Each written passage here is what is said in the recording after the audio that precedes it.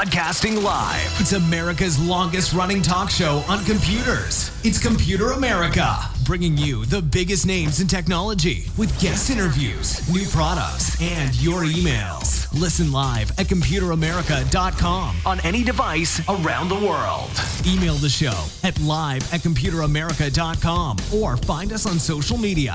Be sure to check out our website for contests, giveaways, show notes, live video stream, podcasts, and more. You're listening to Computer America.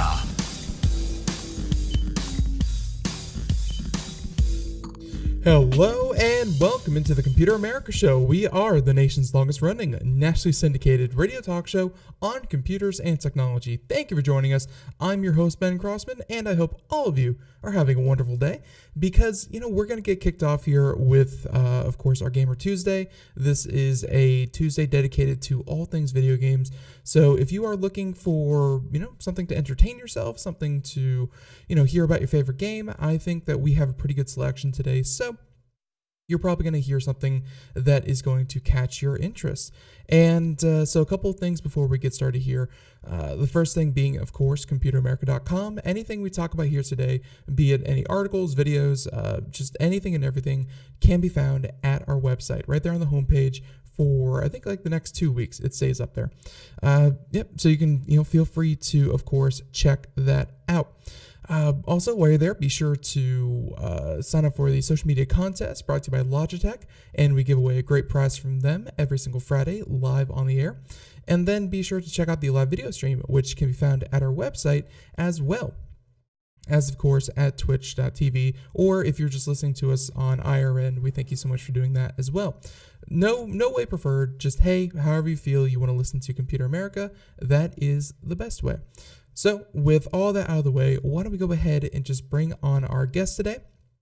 And that is the one, the only, Mr. Cory Galliher. And he works for Popzara. He also writes for many different publications and here to talk about, video games and, and bring the fun side of it.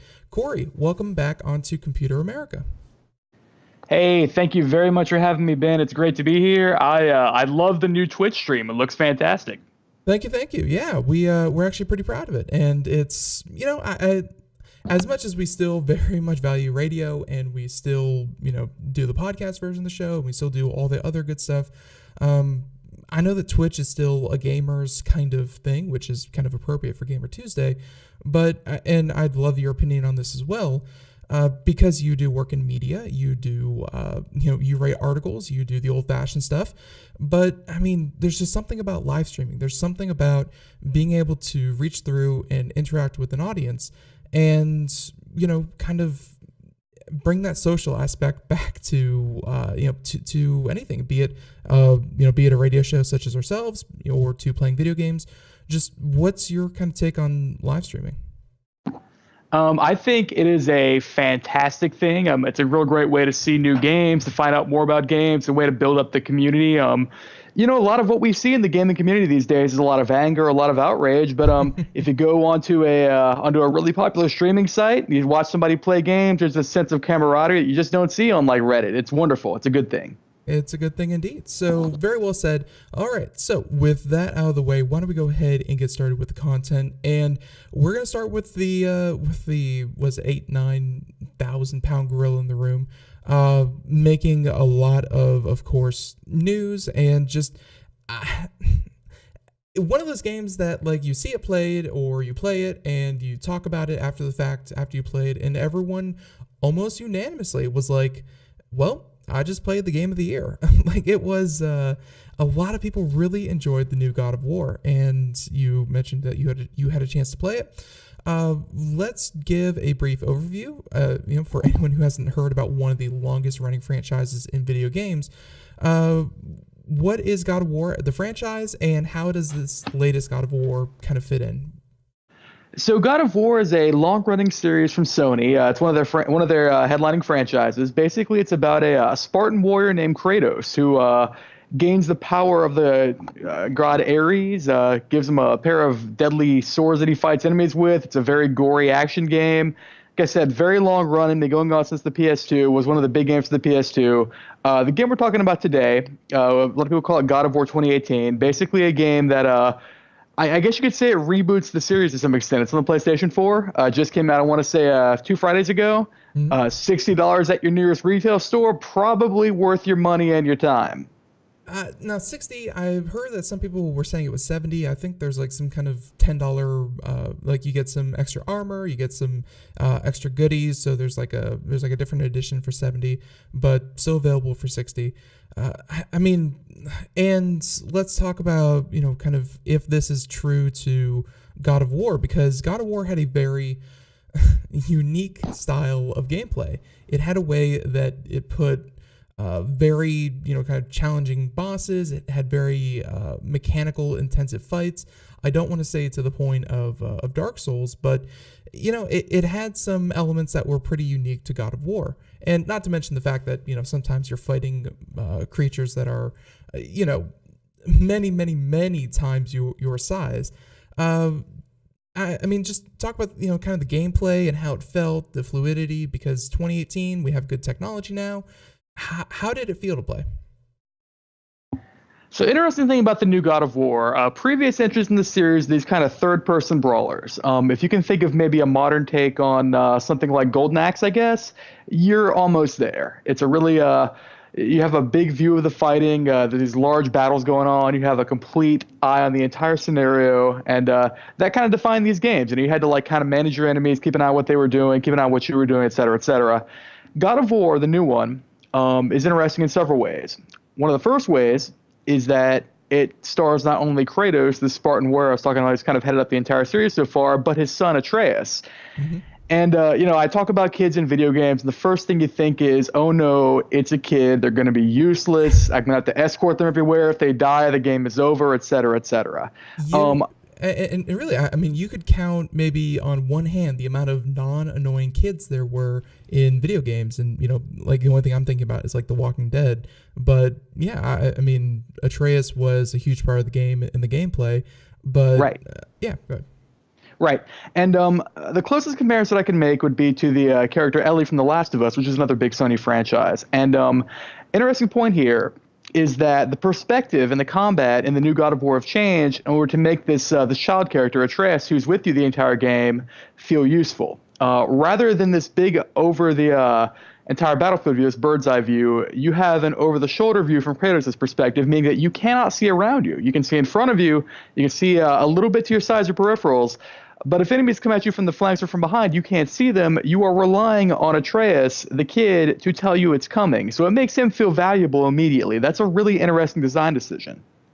Right, yeah, and utilizing him to a good extent. I've mentioned that I watched a couple people play this game, and those who could actually use Atreus as a mechanic of the game versus those who kind of forgot he existed and just kind of ignored him, there was a serious difference. Like, it really rewarded you for actually playing the game with your son, and it really paid off for a lot of people. And I mean, just talking about the gameplay or the combat scenes, some of them were a little tedious. I saw some of them were very unforgiving, but overall, I mean, I think they struck a pretty good balance of not just hack and slash, but actually having to respond correctly to certain visual audio cues, things like that. And while I know it's like a third person over the shoulder view, it gave you a lot of information, and the combat seemed really dynamic, and it was a lot of fun to watch.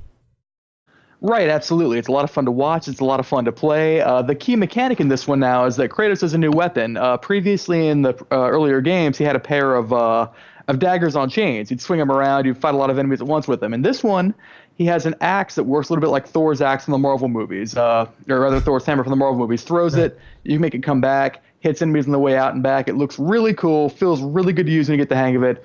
It's fantastic, and it works well with that perspective change, because as the axe comes back and you catch it, it makes a loud noise. It looks beautiful. A lot of this game is about the way it's presented. If you look at it from just a regular perspective, like this is a pretty standard brawler. It has a few mechanics for making enemies lower their guard so you can hit them. That's where they kind of get the kid working in there, so you feel like he's useful. But it's presented in such a way that, again, I hate to bring up Marvel again. This game takes a lot of ideas from the Marvel Cinematic Universe, and I'm sure you'll agree if you've seen those movies.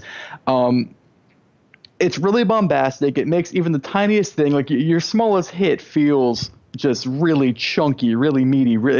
It's great to play the game, is the point. Right. And they're going for a cinematic experience here. This is one of those games that I like to call a video game Oscar nominee. And when I say that, what I'm referring to is that this is a game that very clearly wants to win those Game of the Year awards. It's a game that has its sights on those awards. Like, again, The Last of Us was one of these. Last year we had Breath of the Wild, The Legend of Zelda on the Switch. This is a game that we're going to see time and time again as we're talking about games for 2018. Now, the way that you feel about that is going to be up to you. I personally, I like the idea of having this son character, having him around and helping you out in combat and so on. He's extremely talkative, which might irritate you. They do a lot to make this game feel really emotionally moving, which if you're into that, you're into that. I almost felt manipulated at times. I thought the game went out of its way to kind of like force me to feel a certain way, which I'm not the biggest fan of. If I'm going to feel some way, then let me do it on my own. But on the whole, it's a solid game. A lot of these story-focused games, these story-focused cinematic games, will kind of lag out a bit as far as gameplay goes. They'll focus more on the presentation than the actual gameplay. That's not the case here. It's a solid game on both ends. Right. So yeah, if you have a PS4, this is probably a must-play, to be honest. Maybe check out Redbox. You never know. Yeah, no, it's I have yet to meet someone who said that this was like even people who said that this wasn't their type of game. They admitted, wholly that this was at least a very good game, even if it wasn't up their alley. It was a very good game, and I mean, and one thing that if you do play, you should really kind of prepare for is the fact that it's a boy simulator. So you will hear the main character say, "Boy, boy, boy." Don't do that, boy. How dare you, boy? That boa.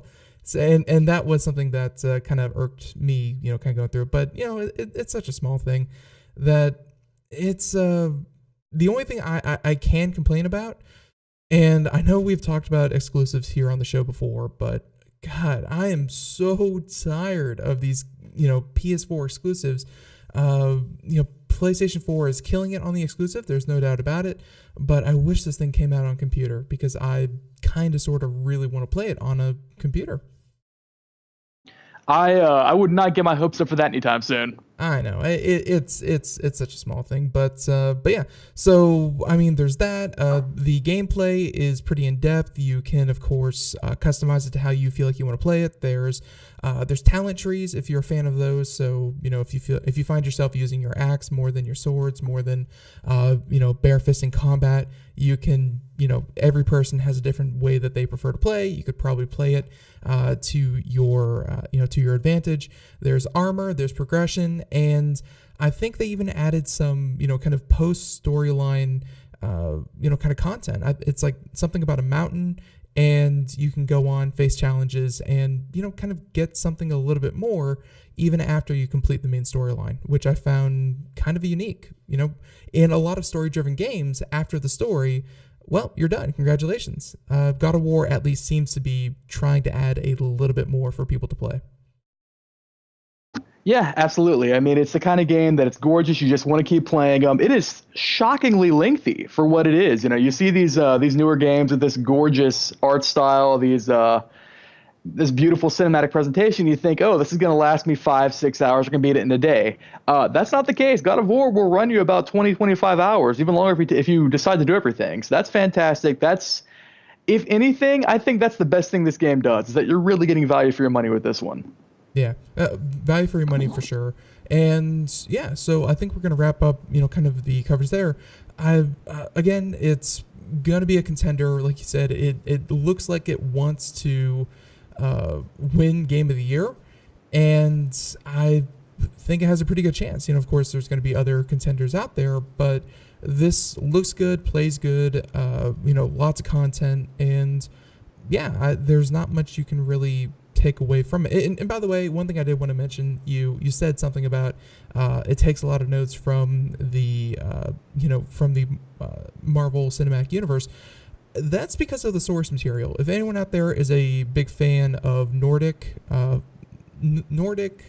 philosophy, mythology, this is all things maybe Greek, Ares and Kratos, and well, not Kratos. Kratos is a made-up character, but there's definitely Nordic stuff in there. There's definitely Greek stuff in there.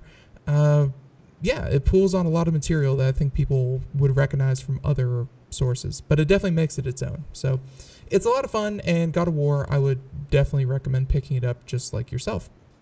So with, let's see. So from God of War, why don't we go ahead and swap on over to one of our other topics.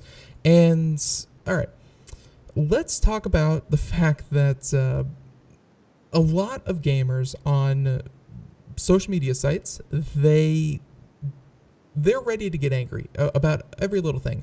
And one thing that they like to get angry about is the death of multiplayer, but not just multiplayer, because we've had more multiplayer than any other time, but local co-op, split screen, the idea that you could sit down with 2 or 3 of your friends or even just someone else and play on the same, or just play together without having to go online and things like that. People get angry about that kind of thing. You found a technology here. I don't think it's for exactly fixing that problem, but this looks like Parsec Gaming. What is this about, and why'd you feel the need to bring it up? Okay, so I'm going to start by talking a little bit about a particular game that really opened my eyes to the value of this technology called Parsec. There is a game that just came out recently. It's called Monster Prom. Monster Prom is a fantastic title. Please trust me on this. I know what I'm talking about. That's why I'm here on Gamer Tuesday. You are a monster. You go to a monster high school. You are trying to find a date for the Monster Prom. It's really good. Just trust me. Please don't kick me off the show. Now, the thing with Monster Prom is you briefly could not play it with people online, but as is the case with a lot of these indie games, online play is expensive. You got to have a big budget to implement it. It can be buggy. It can have issues. You got to keep the servers up. It's a pain in the butt. But a lot of indie games will include what's called local multiplayer or couch co-op. What that means is that if somebody's in the same room with you, they can also have a controller or a keyboard or whatever, and you and them can play together. If you played Super Nintendo back in the day, you played Bomberman, that was local co-op. If you played Street Fighter 2 on the Genesis or whatever, local co-op. Issue with that is that a lot of games simply do not have online. A big one is, for instance, Towerfall Ascension. A lot of these indie games, Lovers in a Dangerous Space-Time is like that. So if you get these games and you don't have somebody who lives close to you, you want to play with your friends online, you cannot do it. That was a problem. It was a big problem. Significant number of games you could not play online, despite them having multiplayer. Right. Here's the thing. With Parsec, which you are showing off now on the Twitch stream, which, again, I think I mentioned I like it a lot. I still do. Parsec is basically a technology that emulates local multiplayer, lets you play it online. What it does is somebody is the host, and it creates a really quick stream between them and the people who connect to them. So if I want to play Monster Prom with you, Ben, and of course I do, just look at you, I would host Parsec. You would connect to me, and then it would be as if you were sitting right next to me. We'd both use my PC, so my Titan graphics card would be running the games. It'd look great, and you just connect to me. We'd play local co-op games online. It would open up this whole new world for us, Ben. So you're saying that this is something that will be used used by indie gamers to give that functionality that maybe wouldn't be available to kind of smaller studios, but this still takes some work to implement, though, right? It's not just, turn any game into a local LAN party. It's, specifically they have to kind of use this, relatively simple plugin versus, developing it for online play. No, not even. This is one of the easiest things I've ever seen. It is a tiny download, maybe 5 to 6 megabytes. Everybody installs it. Somebody hosts a Parsec server. Everybody else connects. As long as the game in question has local multiplayer capabilities, you can play it with Parsec. The developer doesn't have to do anything. That is super cool. So, and right? Yeah, so that of course opens up a lot of possibilities. Man, why, and of course the first question is, why do you think that's not an option, without Parsec? But obviously this is something, definitely very cool. I'm gonna have to bookmark that and see if they want to come on the show. So did you use it to any effect with, let's say, your, I'm about to say Monster Prom. But yeah, did you use it to any effect? Or, is this something that you just kind of heard about and said, that's a great idea? We have, my group and I have used it for multiple games at this point. Again, it's the easiest thing in the world. It's a very tiny download. People who don't really know PCs can still get it and make it work because it's so small. It's so easy. It can be used for multiple things, not just games, or rather multiple kinds of games and also things that aren't games. For instance, via the magic of MAME, or Multiple Arcade Machine Emulator, I was able to play through Teenage Mutant Ninja Turtles, Turtles in Time, wonderful game from 1994, with some friends as if they were in the same room. It was glorious. Other things you can do with it. We have sites like rab.it, rabb.it. What that does is let you watch movies or TV shows or anime together as if you were in the same room. Parsec can do the same thing. If I have you connected to me on Parsec and I start watching a show or whatever and I make it full screen, it looks great, looks better than any other solution I've seen. There's very little latency. I think I've seen one bug in the large amount of time I spent with this. It's a really great thing. It's so great, in fact, that if you want to use it, you probably want to use it soon because it's so good that I don't see it lasting. Nothing good ever lasts. So enjoy it while it's here. Yeah, I know. This seems like one of those things that I'm surprised isn't like, a $5 download or, some other way that it supports itself. But I guess if it's just and really I'm kind of looking into it, looks like it's just kind of a network protocol that, they're putting onto your computer and then helping everyone talk to each other. This seems really, really cool, and looks like they put a lot of effort into it. Now, there is one thing I want to point out. Sure.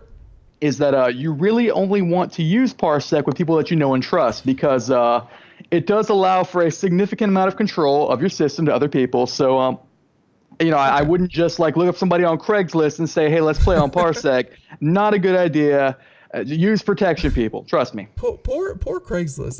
Whenever you and it's not just you, but whenever anyone's brain wants to find the most devious characters, Craigslist is the first thing that comes up. I'm guilty of it too. But no. So yeah, I was actually looking at that. It looks like they encrypt the actual connection between one another, so you can't actually see the data and read the data as it goes through. But you're right. I'm sure that the person who connects would have a decent amount of ability to, send or receive data from your system. So makes sense. That would be why I guess you start those lobbies. It sounds a little bit like Discord, but of course, has some networking elements to it, not just communication. Right. Yeah. No, it has myriad options. Like I said, I will almost guarantee, I think I'd put money on it actually, that at some point we're going to see Discord or Microsoft or Sony or somebody probably purchase Parsec. It's that good a thing. This is something that should have existed for years now, but it's here. It's great. Give it a shot. All right. So yeah, there you have it. And of course we have a link to that in the show notes as well. So, all right. So there we go. So we've covered God of War. We've covered Parsec, very cool technology, by the way.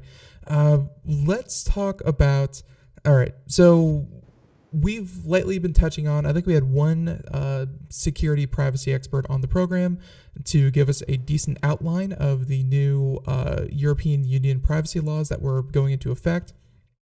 I believe they are being referenced as the ominous GDPR. And yeah, it's a pretty big deal. Facebook is flouting it, so that's always something to take note of. But a lot of other people are spending thousands of hours and a lot of money to become GDPR compliant.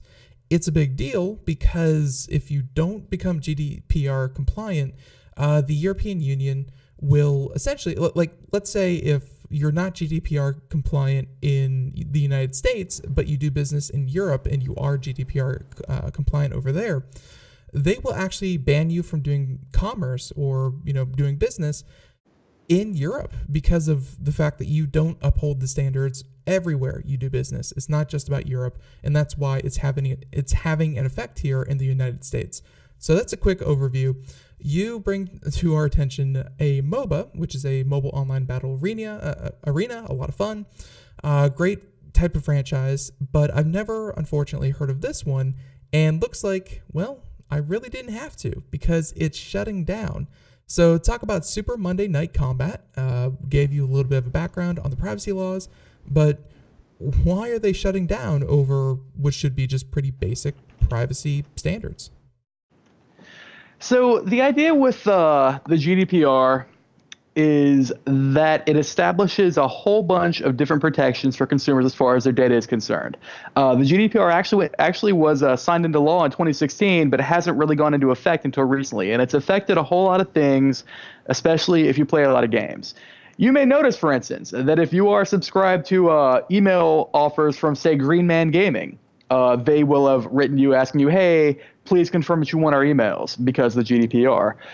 Now, in a lot of cases, it's more complex than that. And that's what we run into with Super Monday Night Combat, which is an older MOBA game from, I want to say, 2011, 2012. Mm-hmm. It's fairly old, not a lot of players left.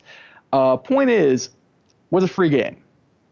A lot of these free games, a lot of free services straight up, actually, like your Facebook, your Twitter, probably even your Parsec are they're free because they collect your data and they sell it off elsewhere. It's one of the things you agree to when you sign up. Now, let's look at this with a game.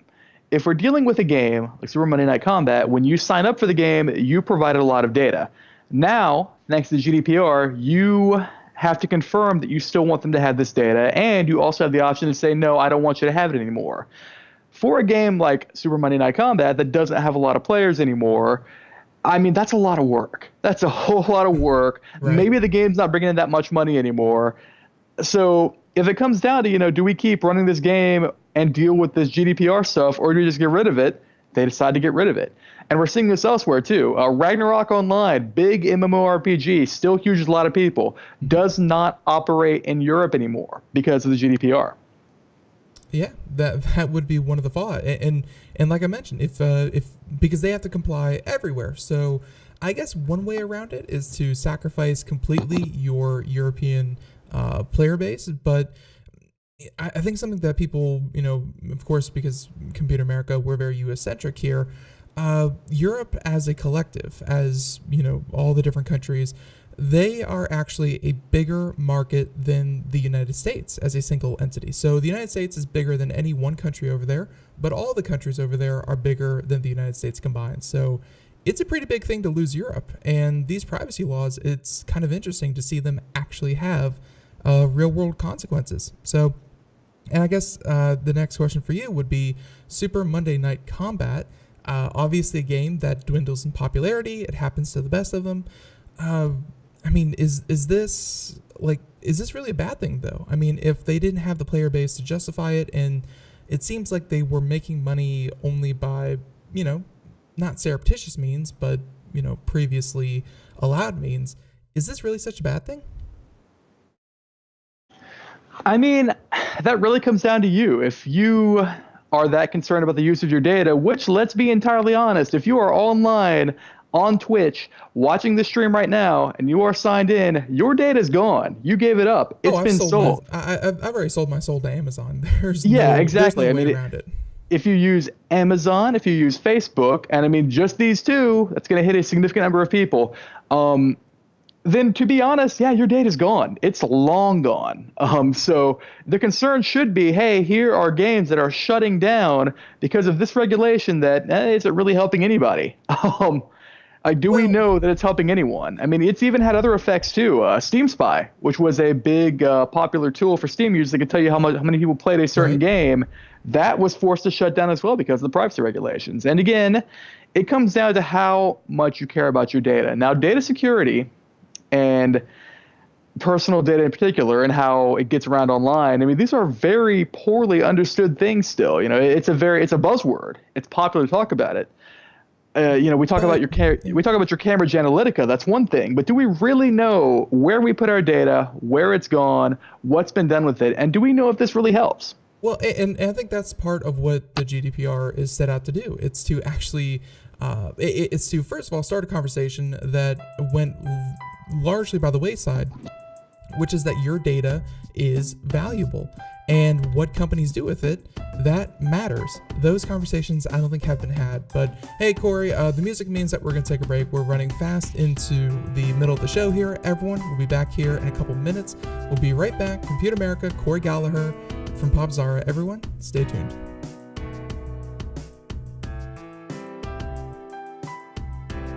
Greece is cheap. But the airfare costs a fortune. Paris? Not much closer, and again, airfare... What about Puerto Vallarta? Let's face it, flying anywhere is just too expensive. Wait, what's this? Low-cost airlines. With one call to low-cost airlines, you'll drastically slash your travel costs. We're talking insanely low airline prices to any of your favorite destinations. Where would you like to go? London, Rome, Costa Rica, Australia? Wow, that's cheap. So why wait? Call now to learn how crazy cheap it is to fly anywhere in the U.S. or international. Our prices are so low, we can't publish them. The only way to get them is to call to instantly hear the most amazing best deals on airline travel. It's that easy. So call now and start packing. 800-215-4461.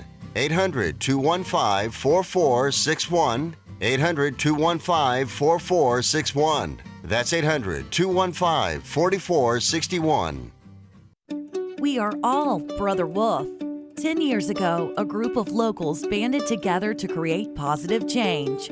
We took animals into our homes, held adoption events at local retailers, and talked to the community about our mission to help build a no-kill Asheville.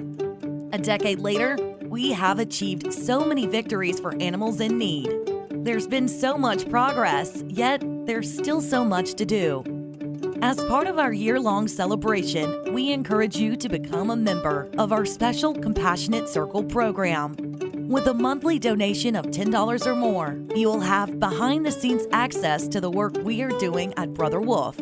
Our goal is to reach 1,000 members because we receive no government funding. Working together, we can help build and sustain no-kill communities. Learn more at compassionatecircle.bwar.org. We are a 501c3 tax-deductible organization.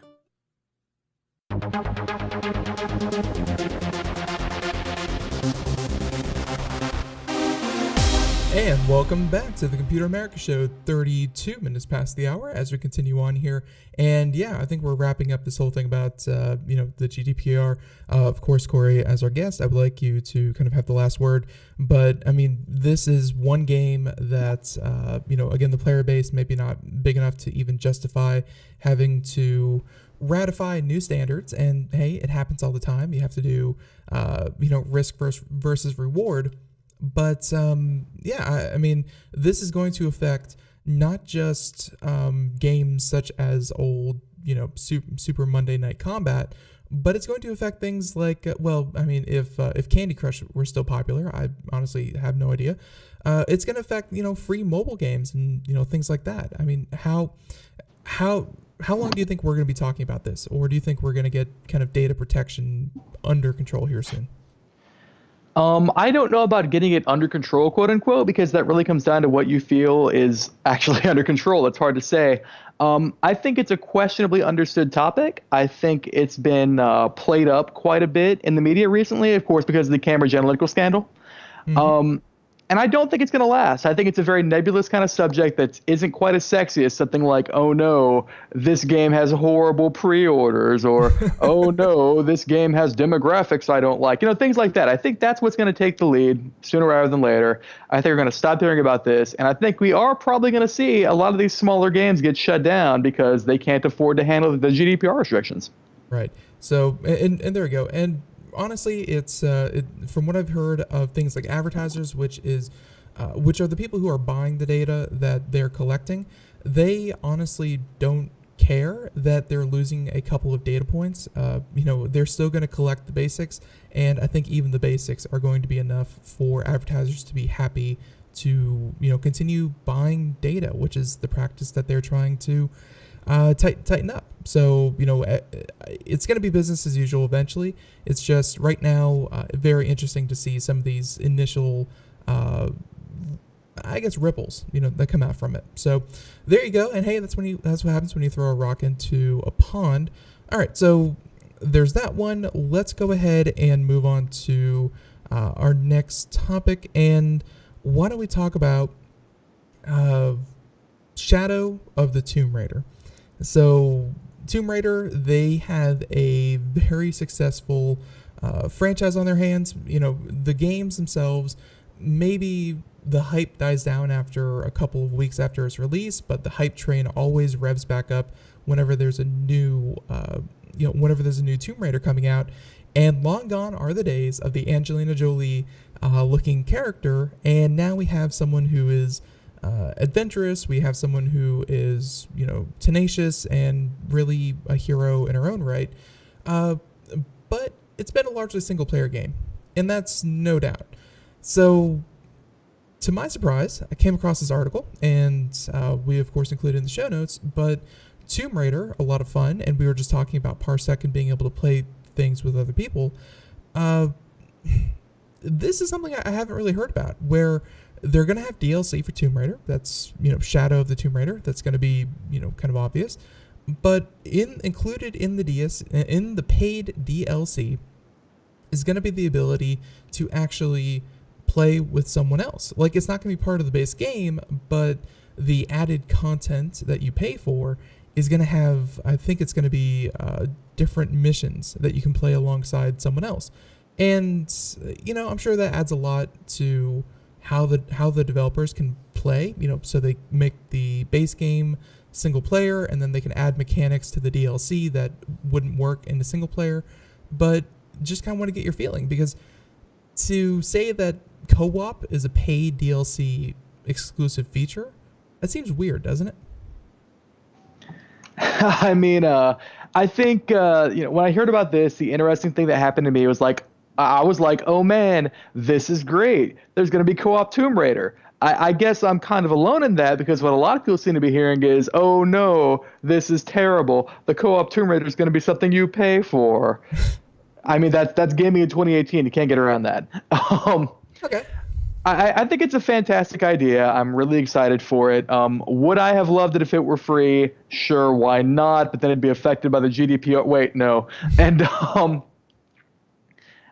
do I also accept that these are pricey games to make, that co-op is a whole new thing for this series, and that, if I really want to try it, I should be willing to maybe drop a couple dollars on it? That's fine. Do we know how much it is?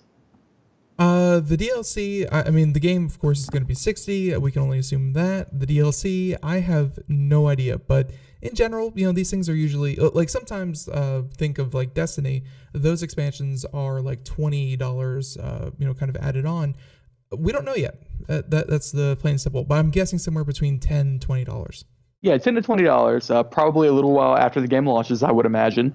So in that case, yeah, I mean, if you really enjoy Shadow of the Tomb Raider, which you probably will, these have been good games, to be entirely honest, and you want to play it with friends, then I think that's reasonable. I have difficulty getting outraged these days, and this is not enough for me. Maybe if they're like, Shadow of the Tomb Raider has co-op and you have to pay for it in blood, I mean, maybe that's a different story. But no, I have trouble getting upset about this. I think it's cool that it's going to be there at all. Okay, no, all right, so something that was not included in the other games, but is now included in this one as paid content, you're okay with it because, again, it's kind of added on. We didn't expect it to begin with, so we shouldn't be too mad that you have to pay for the ability to do it, because, hey, you still get what you expected with the base game. I can definitely see that kind of that logic. So right, and these are real solid games in general. I mean, I hate to interrupt. Sorry, I didn't mean to interrupt. Go for it. If you look back to Tomb Raider, I think it was 2013. This was a game that's really actually enlightened a lot of modern game design. You know, even the new God of War that we were just talking about earlier in the show was absolutely inspired by Tomb Raider 2013. The kind of gritty look, the kind of cinematic feel. I wouldn't quite say it's the half-life of our generation, but I would say that it actually has had some effect on a lot of the games we love today. I mean, even I believe The Last of Us actually probably has something to relate to it. Yeah, no, it's a solid game. Yeah, and I expect nothing less from it. But all right, but I was going to transition over to some of our other topics here, and again, just kind of reading through these. Before we get into this, I want to know how much, how in depth I feel like I want to get into this with you. Do you play Overwatch? Is Overwatch, was it something that you played for a weekend 2 years ago, or do you continue to play it? I played an enormous amount of Overwatch back when it came out. Actually, a lot of the friends I have online, we all kind of congregated over a big Overwatch Discord server. So, I've got fond memories. All right. So but that's been a little while. And yeah. And I just want to mention that, that's something that Blizzard really doesn't want to happen with Overwatch, because they're investing a lot of money into trying to develop an Overwatch league, esports kind of scene with it. They are, I mean, on the local news, I've seen at least 2 different paid advertised segments. Of course, they don't call them paid advertised segments, but a lot of people are hearing about the Overwatch League and what it means to be a professional esport athlete, thanks to the Overwatch scene. And one thing that they don't want you to do is to feel like the game is getting stale, it's getting boring, and nothing ever changes. Well, one of the biggest changes is going to be coming here soon, and I wanted your take on the character known as Symmetra. Right. Now, back when I played was when the game first came out, and obviously Overwatch has changed a significant amount since then. They've added new characters. Existing characters have been messed around with. I mean, if I were to go back and play more these days, I probably wouldn't even recognize the game. And Symmetra was interesting back in the day because she was difficult to fit onto a team. She was good at a couple things. She could set up a teleporter to get you real close to the fight if you needed to be. She could give you shields. She could set up turrets. That had its uses. But back when we first started playing, and I fully admit none of us were great, it was difficult to use her because she wasn't as directly handy as somebody like Mercy who could heal. The main problem with her was that she was classified as a support role, and there are multiple roles. There's tank, there's defensive, there's offensive, and then there's support. Supports generally fit into a supportive role. Let me know when you catch on here. And a lot of supports have the ability to heal, and either directly, indirectly, things like that. Symmetra never had that. The best she had was a very very resource expensive ability, which was tied to her ultimate. You get it like once every couple minutes, or sooner, depending on gameplay. And it really wasn't even all that good when it came down to it. She could do damage, and she could be a little supportive, but at the same time, she didn't fit the role very well. And by very well, I meant none at all. You mentioned that she's hard to fit onto a team, and it's because when you try to pick her, everyone else on the team will yell at you, curse at you, call your mother horrible things, and then promptly either throw the game or leave altogether. That's a very hard thing to play around. So I think that this has been long overdue. They've been looking into how to better make Symmetra something that is, actually desirable to have on your team. And again, the whole thing about Overwatch is that it's not about one size fits all or this is the best. It's about adapting to a situation and changing it up. And right, exactly. And Overwatch as a game is all about switching your character when you need to. So Symmetra was useful in certain situations. You'd use her a bit, switch her out.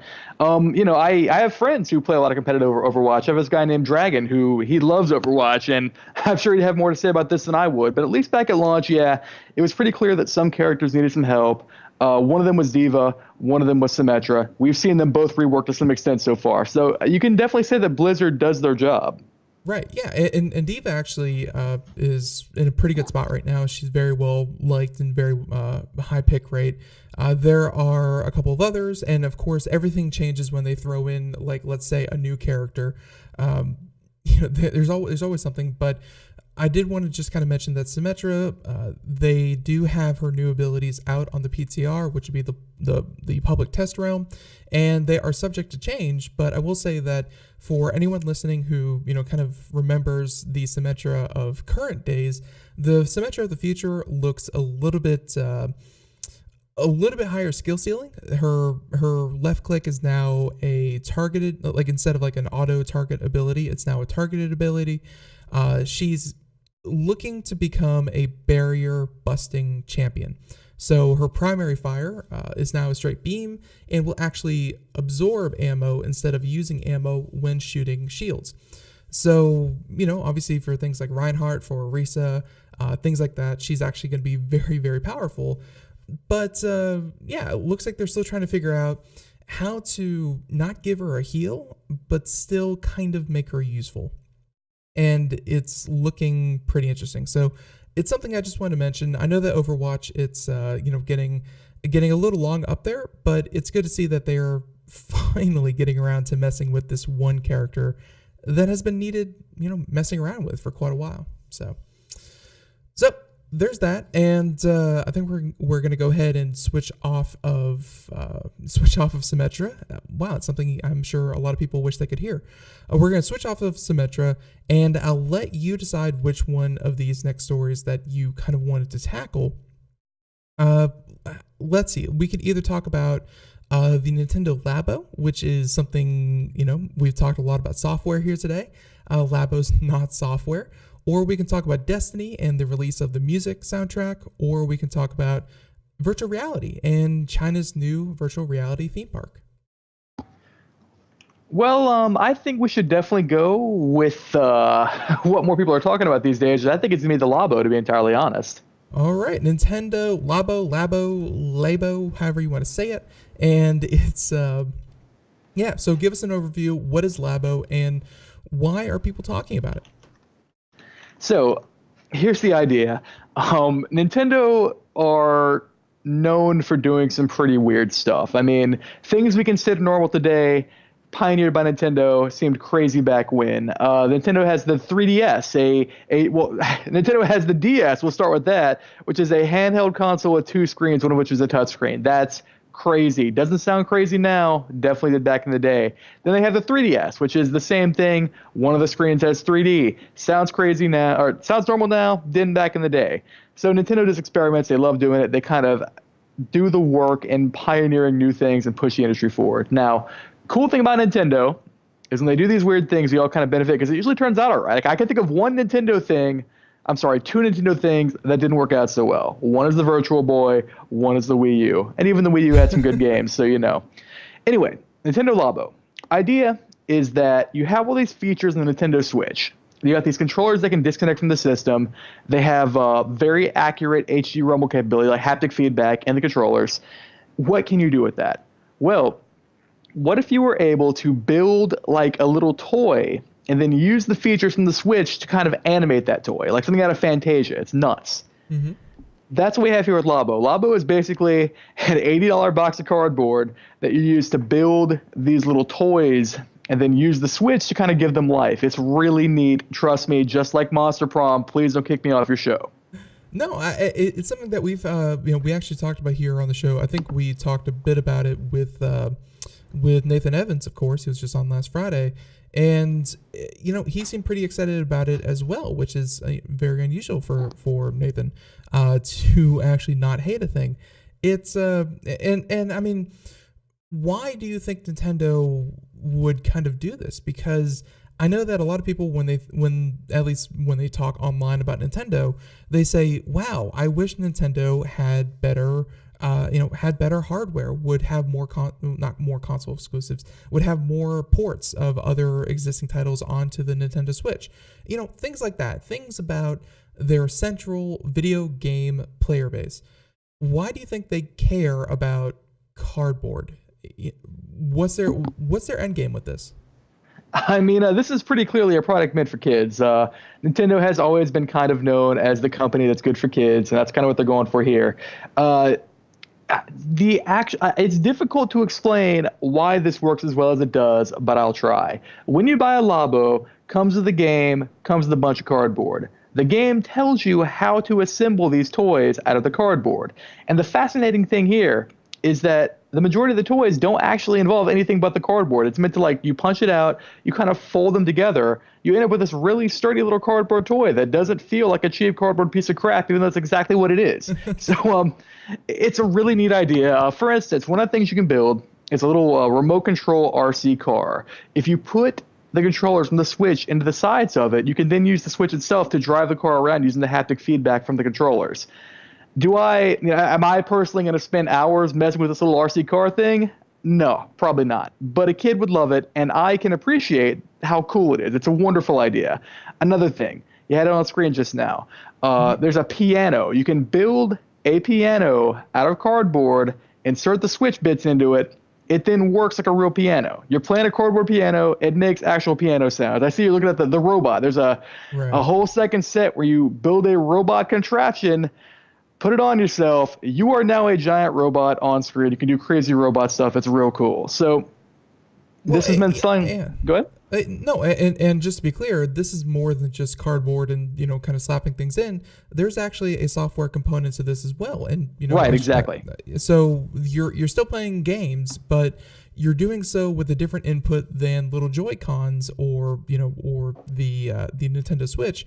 You're still utilizing them, but it's going to be a bit of a different input method. And I guess that's just enough that I guess Nintendo's hoping is going to, excite the imagination. I mean, there's a picture here that I'm showing here where a kid is, kind of using it as or folded cardboard into a type of bike where it holds the screen and you then, kind of left and right steer a bike using the cardboard. And it's a cool idea. There's no way around it. It's just, I'm surprised that Nintendo themselves are doing it and not some other third-party creative person.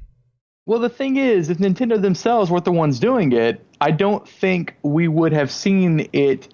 I don't think we would have seen the kind of quality that we see from Labo now if it was a different party doing it, to be entirely honest.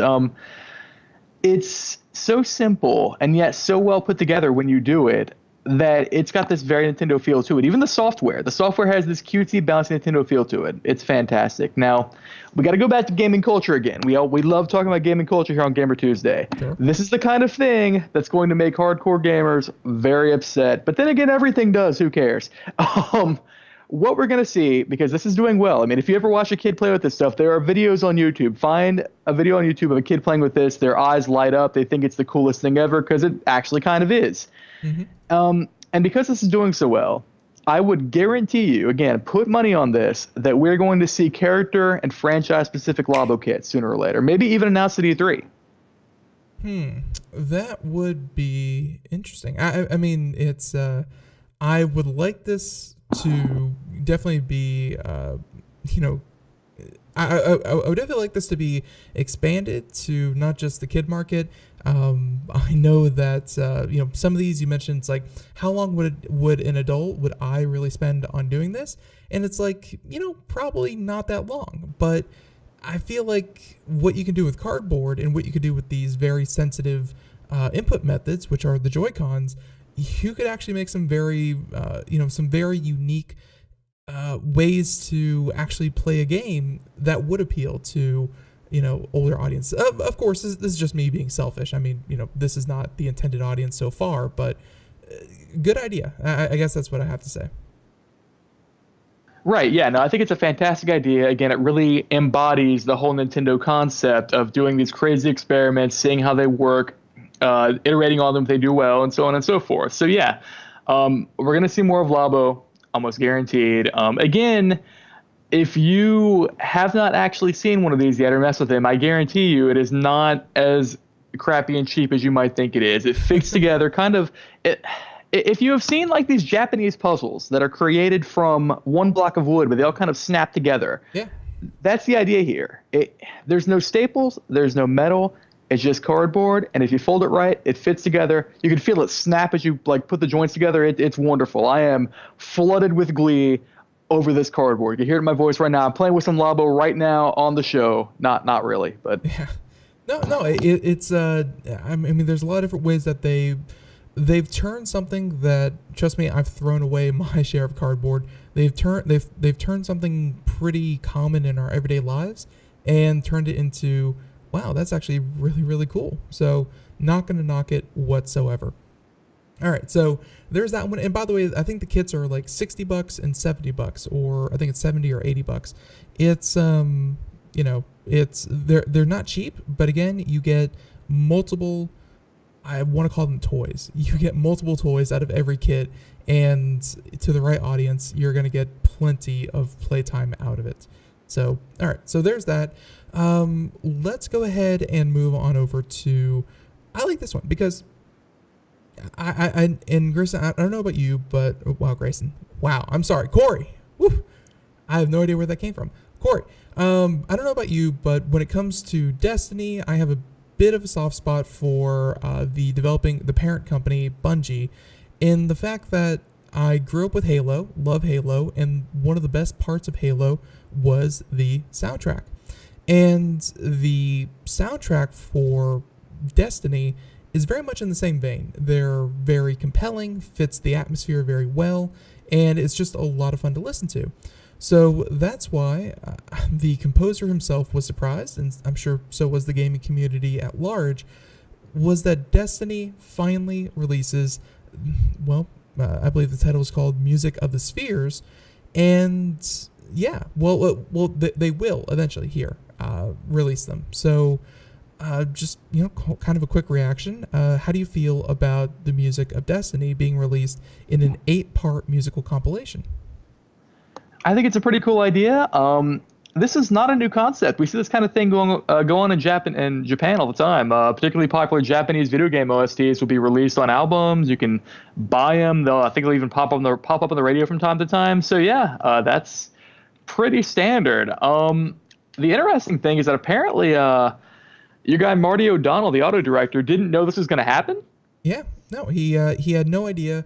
And it like generally when something like this happens and they spend a lot of time on the music, which they certainly did, this is something that maybe it's included in like a collector's edition, an $80 version of a $60 game or something of that nature, where it should be included it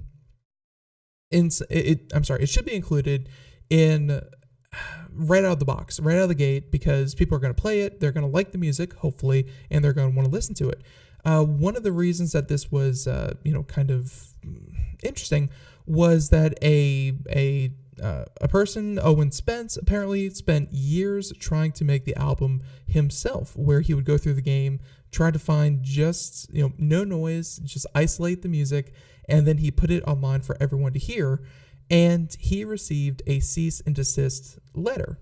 And so, yep, they, I guess it might be one of the situations where they heard that the community liked it and they wanted it. And then they said, it wouldn't take that much effort. We could sell this. That's kind of the feeling I'm getting. I don't want to cast aspersions on anybody except the gaming community at large, but yeah, probably. Honestly, it seems like something that should have came out in 2014 with the original Destiny. It's not something that should be hidden. I mean, they're sound files in a larger game, very easy to pull out, very easy to slap onto a single format and, hand it out. But it took a number of years for it to finally happen. So there you have it. Not much else to say about it other than the music of Destiny finally going to be released. And I'm very happy because, again, if you like the music of Halo, Destiny is right up your alley. So, all right, Cory, we have like 30 seconds left, if that. The last two articles that we are not going to get a chance to cover, but just quick reactions from you. Capcom is re-releasing 2 classic Mega Man games on the NES and the SNES on cartridges, actually available for $100 a piece. So there's that one, and then of course the VR theme park. What do you think about those? Mega Man is fantastic. Sure, go ahead and buy it if you're into that. VR theme park is pretty cool, though VR itself hasn't really gained as much of a foothold as they said it would. 15 arrests made in connection to PUBG cheaters. That does not surprise me, but I'm sure it's not going to affect the amount of cheating much. And my favorite topic, next month, Popzara is going to be at E3, so maybe you want to, check us out. It's going to be great. That's exciting. Yeah, definitely check out Popzara for E3 coverage because, Computer America, we're going to be relying on Popzara to do that as well. So, hey, and I'm assuming you're going to be heading out there? That is correct. I'll be heading out there with my compatriot, Nia Bothwell. We're going to be together teaming up, dishing out news. It's going to be great. It's going to be fantastic. Looking forward to news on Pokemon Switch if that happens. I bet it will. Probably will. So everyone, next month, E3 coverage, and Cory Galliher is going to be out there. We're going to have to make sure everything lines up correctly, but looking forward to that. So in the meantime, Cory, thank you so much for coming on. And of course, we have all of the places that you write for available in the show notes if people want to check that out. In the meantime, everyone, have a great day. Thank you so much for tuning in to Computer America. Thank you for joining us on our Gamer Tuesday. And be sure to check us out tomorrow as we talk with Mr. Mike Cermak. So everyone, have a great one. Bye-bye.